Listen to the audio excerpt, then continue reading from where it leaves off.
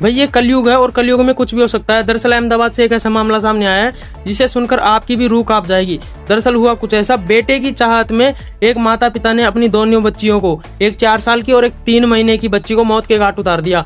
हुआ कुछ ऐसा, उन दोनों बच्चियों के पिता जिसका नाम था विमल, वो बाहर किसी दुकान से डोसा का बैटर लेकर आया था और वो लाकर अपनी पत्नी को देता है जिसका नाम था भावना, और वो बनाकर डोसा बनाकर यानी दोनों खुद भी खा लेते हैं और दोनों बच्चियों को भी खिला देते हैं और फूड पॉइजनिंग का नाम करके वो हॉस्पिटल में एडमिट हो जाते हैं। और जब पुलिस इस केस की गहनता से जांच करती है और उस दुकानदार से पूछती है जहाँ से वो सामान लेकर आया था, तो पता लगता है कि सेम बैटर यानी सेम जो सामान वो लेकर आया था वही सेम 200 लोगों को और भेजा था उस दुकानदार ने, जिनके कुछ नहीं हुआ और वो बिल्कुल स्वस्थ थे।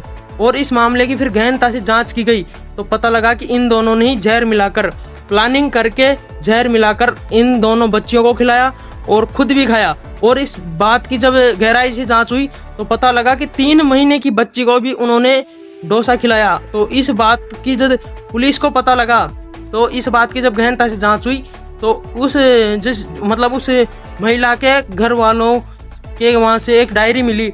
वहाँ से पता लगा कि इन दोनों को लड़की की चाहत नहीं थी और ये लड़का ही चाहते थे, और लड़का ना होने पर इन दोनों ने ये ऐसा कदम उठाया और अपनी दोनों बच्चियों को मौत के घाट उतार दिया।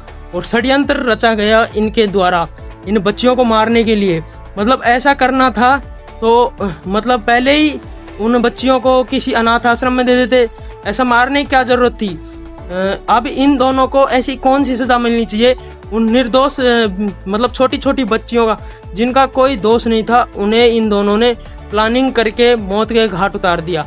इन्हें तो कड़ी से कड़ी सज़ा मिलनी चाहिए। मुझे कमेंट करके बताएं कौन सी सज़ा इनके लिए अच्छी रहेगी।